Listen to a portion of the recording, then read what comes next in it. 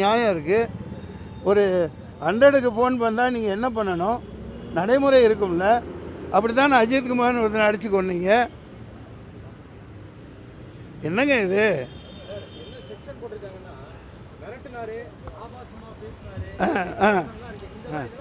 Police கேட்கணும்லங்க. CCTV கேட்டங்க, அங்கே உள்ளவங்களே சொன்னாங்க. Police வந்த பிறகு தான் அந்த ஆள் அந்த கடன் வாங்கினவே வீட்டை விட்டு பூட்டை திறந்துக்கிட்டு கீழே வர்றான். எங்கே பேசியிருக்க முடியும்? இது அப்பட்டமான குற்றச்சாட்டு. நான் என் பையனுக்கு வக்காலத்து வாங்க வரல, ஆனால் தப்பு இல்லாமல் அவன் மேலே இது சொன்னால் நான் எப்படி விட்டு கொடுக்க முடியும்?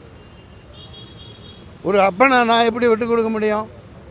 அவனுக்கு கல்யாணம் இருக்குது, தங்களுக்கு கல்யாணம் இருக்குது. உங்களுக்கு சொன்னேன்ல, ஆபாசமாக பேசினான்.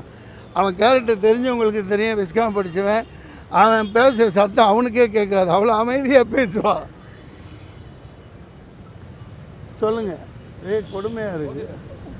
நன்றி.